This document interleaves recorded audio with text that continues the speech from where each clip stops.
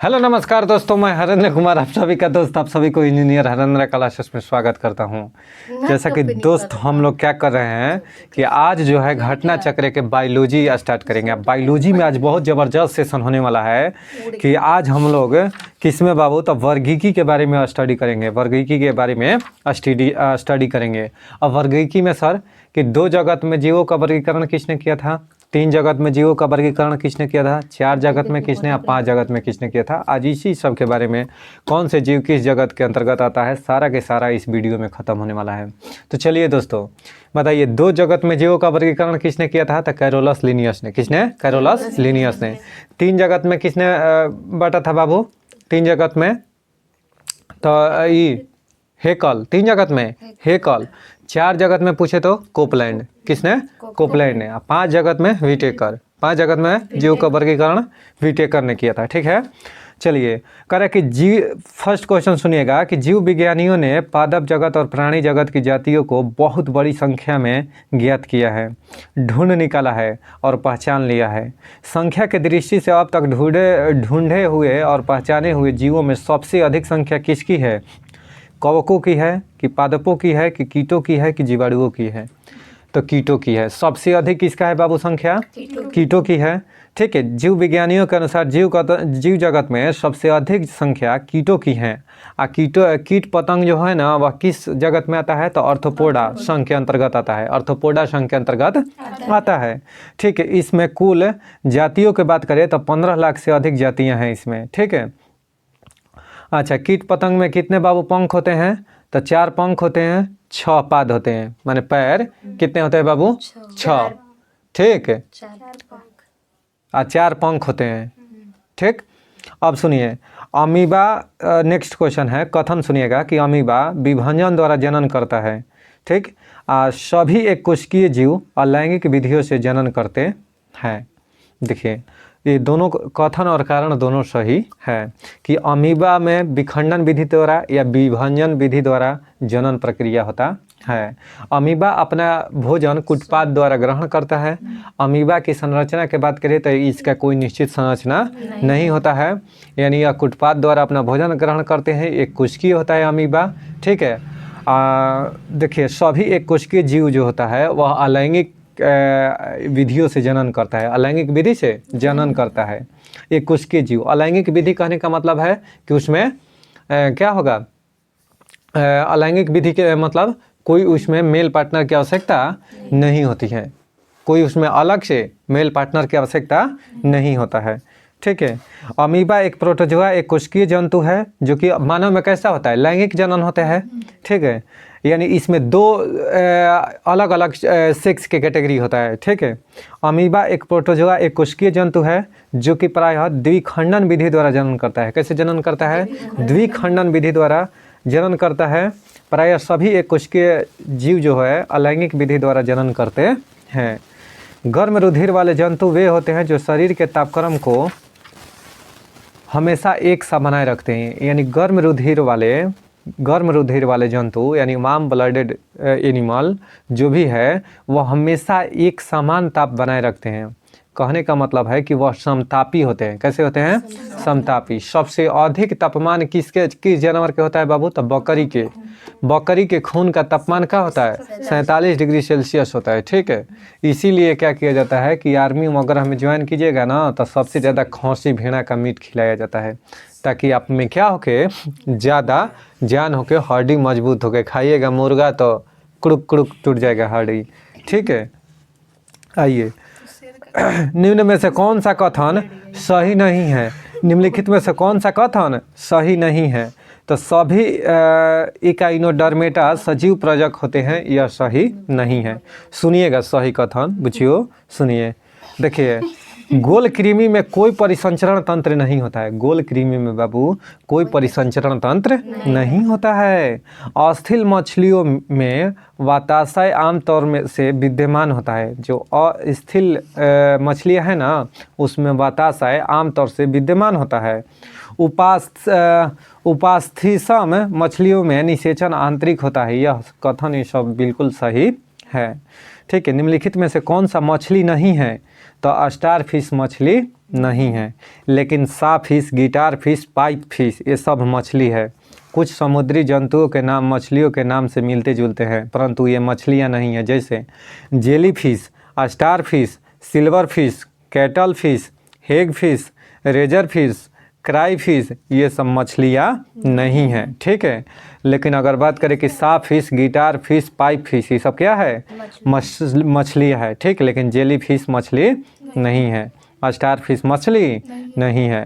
निम्न में से कौन एक वास्तविक मीन यानी मछली है? कौन बाबू? तो कैट फिश। कैट फिश क्या है? एक वास्तविक मछली है। लेकिन रजत मीन, क्रे फिश, जेली फिश ये सब मछली नहीं है। निम्न में से कौन स्तनपाई है? स्तनपाई माने समझ रहे हैं? मैमल्स। मैमल्स कहने का मतलब बाबू जो बच्चा देता है। क्या देता है? बच्चे को जन्म देता है, उसे मैमल्स कहते हैं। जैसे मनुष्य हो गया, गाय भैंस ये सब क्या होती है? बच्चे के जन्म देते हैं, ना कि अंडे के जन्म देती हैं। ठीक है। चलिए, तो निम्न में से कौन स्तनपाई है? तो व्हेल मछली जो है बाबू क्या है? स्तनपाई है। व्हेल मछली में कितना होता है? हार्ट चैम्बर यानी हृदय कोष्ठक की संख्या 4 होता है। कितना होता है? 4 होता है। लेकिन जनरली मछलियों में 3 होता है। 2 हार्ट चैम्बर कितना होता है? 2 होता है। एम्फीबिया वर्ग में होता है 3। उभयचर में उसी को एम्फीबिया वर्ग कहते हैं। और जैसे कि मेढक हो गया तो ये एम्फीबिया वर्ग में, तो इसमें 3 होता है। ठीक है। सर मगरमच्छ में अगर बात करें, सरीसृप में भी कितना होता है? 3 होता है। सरीसृप में भी 3 होता है। लेकिन मगरमच्छ जो है इसमें 4 होता है। मगरमच्छ में 4 होता है। ठीक है। कोई डाउट? अब देखिएगा, मेरा सवाल है कि निम्न में से कौन स्तनपाई है? तो व्हेल है स्तनपाई। बाकी सब जो ऑक्टोपस भी है, शार्क भी है, स्क्विड है, ये सब स्तनपाई नहीं है। यानी कहने का मतलब है कि यह बच्चे का जन्म नहीं देता है। व्हेल निम्न वर्गों में से किस वर्ग में आता है? तो स्तनपाई वर्ग में। सबसे बड़ा स्तनपाई कौन सा है बाबू? तो व्हेल मछली। सबसे बड़ा स्तनपाई कौन है? व्हेल मछली। निम्न में से कौन एक मछली है? तो समुद्री घोड़ा। समुद्री घोड़ा क्या है बाबू? Sea horse. इसको बड़ा सटीक दे रहा है। पेपर में या सेट मारिएगा या पेपर में आएगा तो सी हॉर्स आएगा। सी माने समुद्री, हॉर्स माने घोड़ा। तो इसको इंग्लिश में दे रहा है सी हॉर्स। तो यह एक मछली है, याद रखिएगा। सी हॉर्स क्या है? एक मछली है। 2 बार हमसे पूछ लिया, ये तीसरा भी यहाँ भेटा गया। ठीक है। इनमें से कौन सा वास्तविक रूप से मछली है? तो देखिए डी, समुद्री घोड़ा जो है वास्तविक रूप से मछली है। ठीक है। चलिए, निम्न प्रजातियों में से कौन सी दांत वाली व्हेलों में विशालतम है? यानी दांत वाली जो व्हेल है उसमें विशालतम कौन है बाबू? तो स्पर्म व्हेल। जो स्पर्म व्हेल है ना, वह दांत वाली व्हेलों में क्या है? विशालतम है। दांत वाली व्हेलों में विशालतम है। निम्न में से कौन अंडे देता है और सीधे बच्चे नहीं देता? तो एकिडना। एकिडना जो है बाबू वह अंडा देता है, न कि बच्चा देता है। जैसे कंगारू का बच्चा 1 इंच का होता है तो बच्चा देता है। व्हेल बच्चा देता है, से ही बच्चा देता है। अब लड़का फंसता 2 गो में, एकिडना और से ही में। तो एकिडना याद रखेगा अंडे देता है। एकिडना और प्लेटिपस एकमात्र अंडे देने वाले स्तनपाई है। यानी यह ऐसे स्तनपाई है। आप सोचिए कितना बढ़िया चीज़ है। क्या एकिडना और प्लेटिपस जो है यह अंडे देने वाले स्तनपाई है। यानी अंडा देगा, उससे बच्चा बनेगा और फिर स्तनपाई माने मैमल्स का भी काम श्रेणी में आ जाता है। तो एकिडना और प्लेटिपस याद रखिएगा। उड़ने वाला स्तनपाई कौन है बाबू? तो चमगादड़। यानी कौन सा ऐसा स्तनपाई है, जीवधारी है, जो कि उड़ सकता है? तो कौन है? चमगादड़। कौन है बाबू? चमगादड़। निम्नलिखित में से उड़ने वाले जीवों में से कौन सा पक्षी वर्ग में नहीं आता है? तो चमगादड़, कौवा, तोता, चील। तो देखिए चमगादड़ पक्षी वर्ग में नहीं आता है। पक्षी वर्ग में नहीं आता है। यानी चमगादड़ आता है किस में बाबू? तो चमगादड़ आता है स्तनपाई में। किस में? स्तनपाई में। चमगादड़ ऐसा स्तनपाई है जो उड़ता है। 2 स्तनपाई का उदाहरण दीजिए जो अंडे का जन्म देता है, तो एकिडना और प्लेटिपस। निम्नलिखित में से जंतुओं पर विचार कीजिए। निम्नलिखित जंतुओं पर विचार कीजिए। सुनिए, समुद्री गाय, समुद्री घोड़ा और समुद्री सिंह। उपयुक्त में से कौन सा स्तनधारी है? उपयुक्त में से कौन सा स्तनधारी है? तो समुद्री गाय और समुद्री सिंह ये दोनों क्या है बाबू? स्तनपाई है। अन्यथा समुद्री घोड़ा स्तनपाई नहीं है, क्योंकि समुद्री घोड़ा एक मछली है और मछली स्तनपाई नहीं होती है। अपवाद में है व्हेल मछली। और उसमें हार्ट चैम्बर 4, बाकी मछलियों में 2। मछलियों में रक्त कैसा पाया जाता है? अशुद्ध रक्त। मछलियाँ का श्वसन किसके द्वारा होता है? तो गिल्स द्वारा और क्लोन द्वारा भी, क्लोन द्वारा भी। ठीक, क्लोन द्वारा श्वसन किस में होता है और बताइए? और किस में?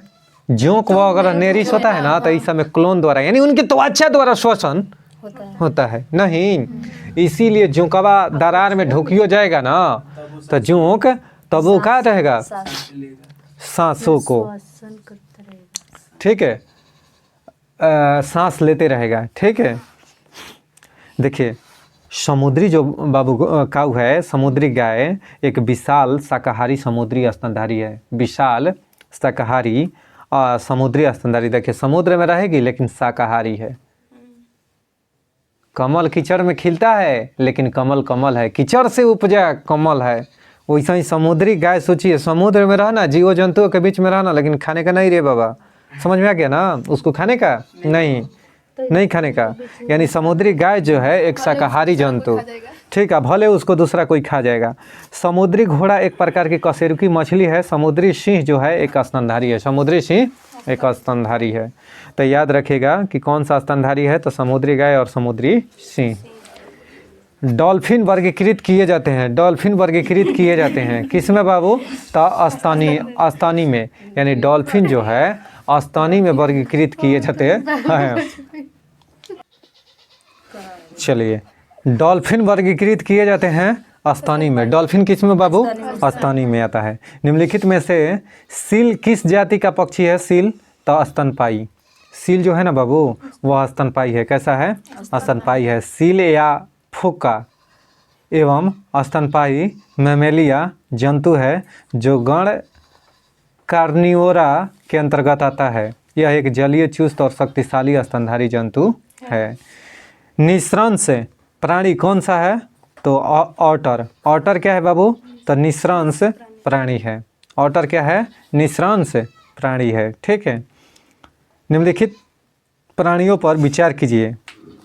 तो सुनिए, जाहक यानी हेजहॉग और ये वज्र सल्क, पैगोलियन, ये सब प्राणी है इस टाइप के। इतना नहीं ध्यान देना है। एम्फीबिया बताता है। एम्फीबिया क्या बताता है बाबू? तो एम्फीबिया जल एवं स्थल दोनों पर जो रहते हैं, ऐसा जंतु जो जल और स्थल दोनों पर रहते हैं, उसे क्या कहते हैं? एम्फीबिया कहते हैं। एम्फीबिया में 3 हार्ट चैम्बर होता है। कितना होता है बाबू? 3 हार्ट चैम्बर होता है। जैसे मेढक हो गया, टोडा हो गया, ये सब किस में आता है? एम्फीबिया में। निम्न में से कौन सा गुण मनुष्य को अन्य सभी वानर गुणों से पृथक करता है? तो जानने की इच्छा प्रकट करना अन्य जो भी जानवर है उससे पृथक करता है। यानी मनुष्य में कौन सा ऐसा गुण है बाबू जो कि वानर के गुणों से पृथक करता है? मनुष्य वानर का ही प्रजाति है, तो वानर से हम लोग कैसे अलग हैं? तो हम लोग जानने की इच्छा करते हैं। जानने की होकर के एक फाइट मार देलस, तुरंत हमने के दिमाग काम करी कि अरे कौन मरलस कामना के, होकर के एक फाइट हुमच देलस या, अब तू तोहर दिमाग तुरंत करी कौन कामना के हुमचलस या। बात समझ में आ गई? तो तो जानने की इच्छा प्रकट करता है। मनुष्य क्या करता है? जानने की इच्छा प्रकट करता है। लेकिन बानर कहेगा कि नहीं, उसको एक तबड़क मार के कोई चीज़ छीन लिए तो बस उतना ही। अब कामना के तबड़क मारे उस सब से मतलब नहीं रहता है। ठीक है, हाँ, तो आगे बढ़ते हैं। देखिए, निम्नलिखित में से कौन सा एक कॉपी नहीं है? कॉपी माने वानर। कौन सा कॉपी नहीं है? तो लंगूर जो है ना, वह कॉपी क्या है बाबू? तो गिबन है, गोरिल्ला है, ओरंग है, ओरंग उटान, ये सब क्या है? एक कॉपी है। बाकी लंगूर कॉपी नहीं है। याद रखेगा, लंगूर कॉपी में नहीं आता है। ठीक है, कोई दिक्कत है?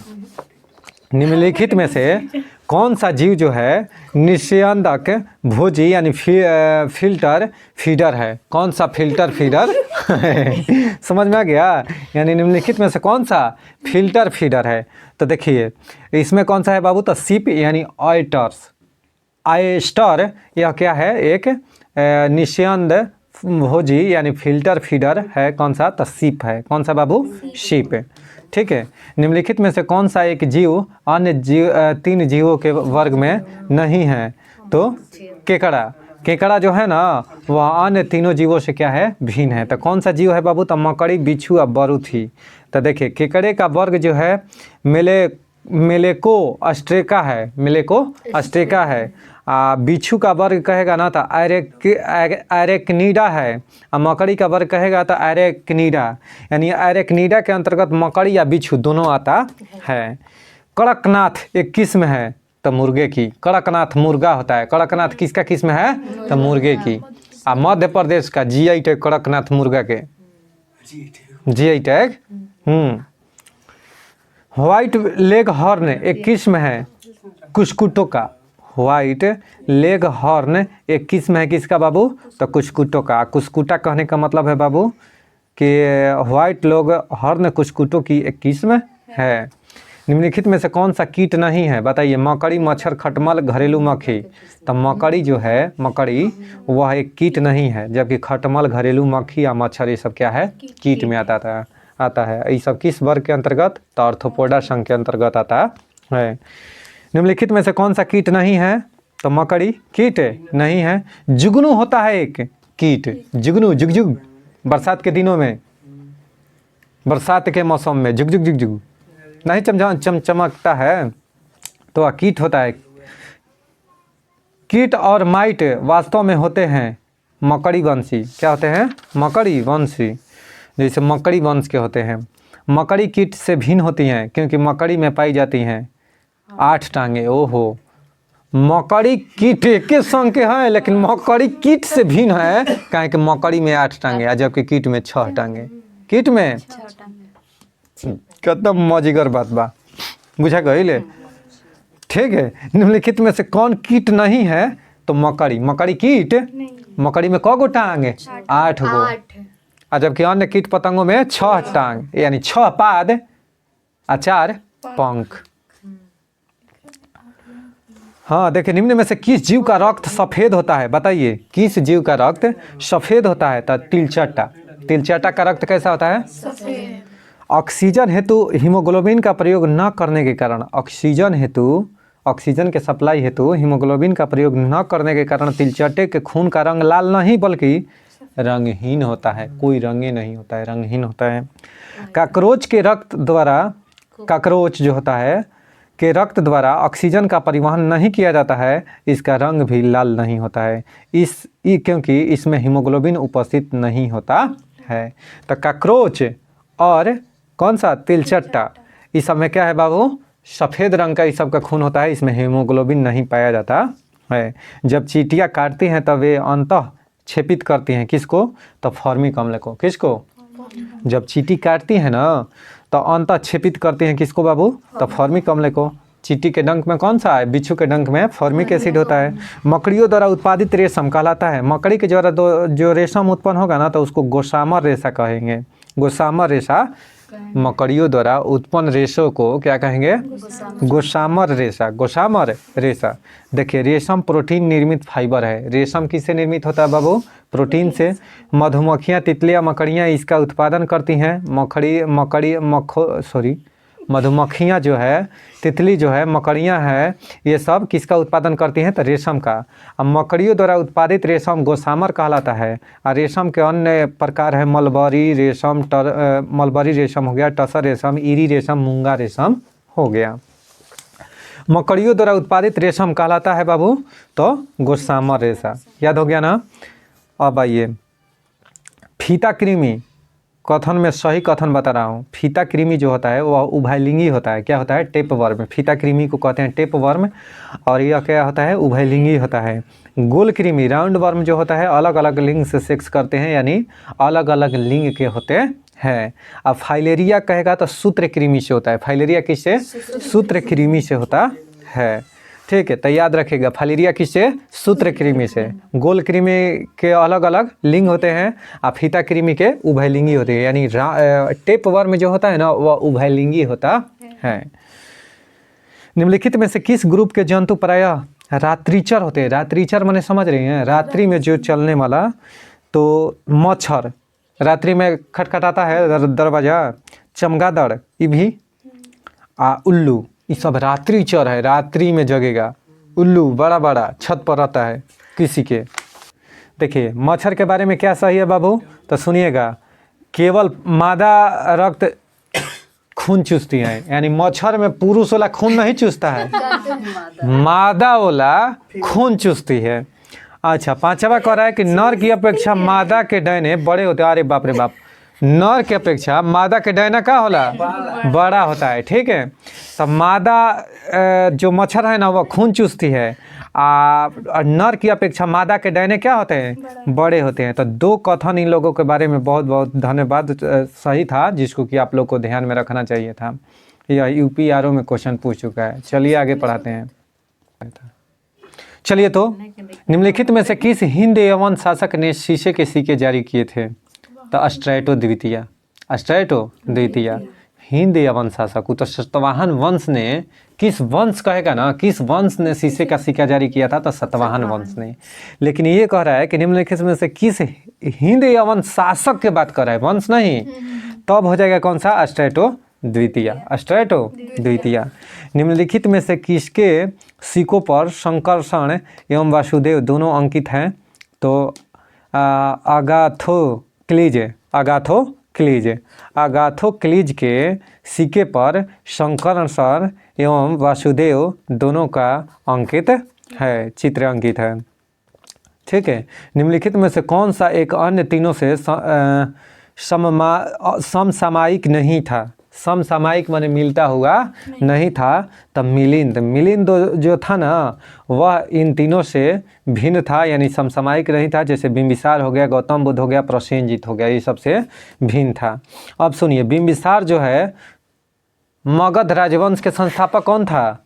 मगध राजवंश का संस्थापक बिंबिसार। ठीक है, वह हर्यक कुल से संबंधित था। बिंबिसार किससे संबंधित था बाबू? हर्यक वंश के। हर्यक वंश के संस्थापक कहेगा था बृहद्रथ। हर्यक वंश के संस्थापक बिंबिसार था। अब मगध, प्राचीन मगध वंश के संस्थापक कौन था? बृहद्रथ। मौर्य वंश का अंतिम शासक बृहद्रथ। प्राचीन मगध वंश के भी शासक वही था, संस्थापक। ठीक है, बृहद्रथ। और ओकर बेटा कौन था? बिंबिसार। अब बिंबिसार क्या किया था कि ये हर्यक वंश का संस्थापक इसको माना जाता है, वास्तविक संस्थापक। प्रसेनजीत कोसल महाजनपद का राजा था। प्रसेनजीत जो था वो कहाँ का राजा था बाबू? कोसल महाजनपद का राजा था। ठीक है, कोसल की राजधानी कहाँ था? श्रावस्ती। कोसल की राजधानी, अंग की राजधानी चंपा, अंग की राजधानी। ठीक है, इंद्रप्रस्थ कहाँ की राजधानी था? कुरु की राजधानी, कुरुक्षेत्र की राजधानी कहाँ था? इंद्रप्रस्थ। ठीक है, मत्स्य की राजधानी कहाँ था? विराटनगर। ठीक है, आइए, सबसे पुराना पुराण कौन सा है? मत्स्य पुराण। मत्स्य पुराण में ही विष्णु के 10 अवतारों का जिक्र मिलता है। किस में? मत्स्य पुराण में। वह महात्मा बुद्ध का समकालीन था, यानी प्रसेनजीत जो थे ना बाबू, तो महात्मा बुद्ध के समकालीन थे। गौतम बुद्ध का जन्म कब है? 563 ईसा पूर्व में, मृत्यु 483 ईसा पूर्व में हुआ था। ठीक है, मीनांडर जिसे मिलिंद के नाम से भी जाना जाता है, उत्तर भारत में इंडो ग्रीक राजा था। मीनांडर जो था, जिसको कि मिलिंद के नाम से जानते हैं, वह इंडो ग्रीक राजा था। ठीक है, काव्य शैली का प्राचीनतम नमूना किसके शिलालेख में मिलता है? यानी काव्य शैली का प्राचीनतम नमूना किसके अभिलेख में मिलता है बाबू? तो कठियावाड़ के रुद्रदामन के अभिलेख में। कठियावाड़ के रुद्रदामन के अभिलेख में। किस अभिलेख में रुद्रदामन प्रथम की विभिन्न उपलब्धियां वर्णित हैं? तो जूनागढ़ में। किस में बाबू? जूनागढ़ में। यानी किस अभिलेख में रुद्रदामन प्रथम की विभिन्न उपलब्धियां वर्णित हैं? तो जूनागढ़ में। कहाँ पर बाबू? जूनागढ़ में। ठीक है, जूनागढ़ कहाँ है? हो तो गुजरात में।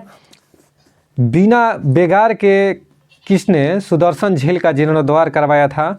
तो रुद्रदामन प्रथम। यह पेपर में देखिए, अभी बीपीएससी में पिछला बार पूछा था। ठीक है, कि बिना बेगार के किसने सुदर्शन झील का जीर्णोद्धार करवाया था? तो रुद्रदामन। देखिए, जूनागढ़ अभिलेख से पता चलता है कि रुद्रदामन ने गिरनार के निकट सुदर्शन झील की मरम्मत बिना बेगार लिए ही करवाई थी, जो कि मौर्य वंश के शासक चंद्रगुप्त मौर्य के आदेश पर बनवाई गई थी। कार्दमक क्षत्रपों ने निम्नलिखित में से किस धातु में अति दुर्लभ सिक्के प्रचलित किया है? तो ताम्र। किसका बाबू? ताम्र के। किसका? ताम्र के। चलिए, तो डेमेट्रियस जो शासक था बाबू, तो हिंद यूनानी शासक था, हिंद यूनानी शासक था। ठीक है। उत्तरी तथा उत्तरी पश्चिमी भारत में सर्वाधिक संख्या में तांबे के सिक्कों को जारी किया था किसने बाबू? तो कुषाणों ने। यानी सर्वाधिक तांबे के सिक्कों को जारी किया था किसने बाबू? तो कुषाणों ने। और कुषाण शासक ने ही शुद्ध सोने के सिक्के जारी किया था। बताइए कौन सा दिल्ली सल्तनत का ऐसा शासक था जिसने सोने के सिक्के जारी किया था? कौन सा ऐसा दिल्ली सल्तनत पर शासक था जिसने सोने के सिक्के जारी किया था? जल्दी से बताइए। प्राचीन भारत के निम्नलिखित में से किस एक ने नियमित रूप से सोने के सिक्के चलाए? तो कुषाण जो थे बाबू नियमित रूप से क्या किए थे? सोने के सिक्के चलाए थे। बुध का किसके सिक्कों पर अंकन हुआ है? यानी बुध का चित्र किसके सिक्के पर बाबू? तो कनिष्क के शासनकाल में ही कुंडलवन कश्मीर में चतुर्थ बौद्ध संगति। चतुर्थ बौद्ध किसके शासनकाल में? कनिष्क के शासनकाल में। इसी चतुर्थ बौद्ध संगति में ही हीनयान और महायान दो में बटा था ना। तब महायान के जो है ताकत, महायान जो है अपना सर्वश्रेष्ठ शक्ति का प्रदर्शन किया था चतुर्थ बौद्ध संगति में ही। समझ में आ गया? ये क्वेश्चन आपसे पूछेगा, अंदर में थोड़ा सा खींच देगा हल्का सा। देखिए, निम्नलिखित में से किस शासक को सर्वप्रथम सोने के सिक्के जारी करने का श्रेय दिया जाता है? तो भीम कडफिसेस को। भीम है यानी कुषाण शासकों में से कौन सा शासक था जिसने सर्वप्रथम सोने के सिक्के जारी किया था? तो ये भीम कडफिसेस। निम्नलिखित में से किसने भारत में स्वर्ण सिक्कों का प्रचलन नियमित उपयोग के लिए किया था? तो भीम कडफिसेस ने नियमित उपयोग के लिए किया था। भारत में स्वर्ण सिक्कों का प्रचलन नियमित रूप से किया गया था, जबकि कुजुल कडफिसेस ने तांबे के सिक्के प्रचलित कराए थे। ठीक है। देखिए, कुजुल का जो भीम कडफिसेस था ना, वह कनिष्क प्रथम का पिता भी था। ठीक है। निम्नलिखित में से किसने सर्वप्रथम व्यापक पैमाने पर स्वर्ण मुद्रा का प्रचलन किया था? तो भीम कडफिसेस ने। कुषाण वंश के तो शासक था कौन? भीम कडफिसेस। यौधेय सिक्कों पर किसका देवता का अंकन मिलता है? तो कार्तिकेय। यानी यौधेय सिक्के पर बाबू किसका अंकन मिलता है? तो कार्तिकेय का। कनिष्क के सारनाथ बौद्ध प्रतिमा अभिलेख की तिथि क्या है? तो 81 ईस्वी में। सुनिए, कनिष्क के सारनाथ बौद्ध अभिलेख की तिथि क्या है? तो 81 ईस्वी में। यह प्रतिमा मथुरा से लाकर कनिष्क के राज्यारोहण यानी 78 ईस्वी में तीसरे वंश में सारनाथ में स्थापित किया गया था। तो कनिष्क का राज्यारोहण कब हुआ था? 78 ईस्वी में। शक संवत की शुरुआत कब हुआ था? 78 ईस्वी में। विक्रम संवत की शुरुआत कब हुआ था? 58 ईसा पूर्व में। गुप्त संवत का कब शुरुआत हुआ था? तो 319 ईस्वी में। हिजरी संवत की शुरुआत कब हुआ था? हिजरी संवत के कब शुरुआत हुआ था? मक्का से मदीना यात्रा किए थे 610 में। ये थी हीरा नामक गुफा में गया, उनकी प्राप्ति हुआ। ठीक है। चलिए, निम्नलिखित में से विक्रम संवत कब शुरुआत हुआ बाबू? तो 57 ईसा पूर्व, 58 ईसा पूर्व भी देता है। ठीक है। तो 57 ईसा पूर्व मान के चलिए। अश्वमेघ में किसका? देखिए, विक्रम संवत और शक संवत में कितने साल का अंतर है? तो विक्रम संवत और शक संवत में कितने वर्ष का अंतर है बाबू? तो 135 वर्ष के। कितने वर्ष का? 135 वर्ष के। याद रखिएगा कि विक्रम संवत और शक संवत में कितने वर्ष के अंतर है? तो 135 वर्ष का अंतर है। किस में? विक्रम संवत और शक संवत में। अश्वघोष किसका समकालीन था? कनिष्क का। अश्वघोष किसका समकालीन था? कनिष्क का। निम्नलिखित में से कौन एक कनिष्क के दरबार से सम्मानित नहीं था? तो पतंजलि जो था ना, वह कनिष्क के दरबार से सम्मानित नहीं था। निम्नलिखित में से कनिष्क प्रथम के दरबार में नहीं गया था कौन बाबू? तो विशाखदत्त किसका रचना किया था? मुद्रा राक्षस। ठीक है। पुष्यमित्र शुंग द्वारा 2 अश्वमेघ यज्ञ कराए गए थे। उसी अश्वमेघ यज्ञ के बारे में जानकारी मिलता है तो अयोध्या अभिलेख से। किस अभिलेख से बाबू? अयोध्या अभिलेख से। ठीक है। शुंग वंश का शुंग वंश के बाद किस वंश ने भारत पर राज्य किया था? तो कण्व वंश। किसने बाबू? कण्व वंश। शुंग वंश के संस्थापक पूछेगा तो पुष्यमित्र शुंग और कण्व वंश के संस्थापक वासुदेव। चलिए दोस्तों, यहीं पर वीडियो को समाप्त करते हैं। उम्मीद करते हैं कि यह वीडियो आपको बहुत बढ़िया लगा होगा, आगे भी अच्छा लगता रहेगा। यह वीडियो आपको ज़्यादा से ज़्यादा लोगों के पास शेयर सब्सक्राइब कर देना है और वीडियो को लाइक भी कर देना है दोस्त। ठीक है, चलिए, जय हिंद, जय भारत।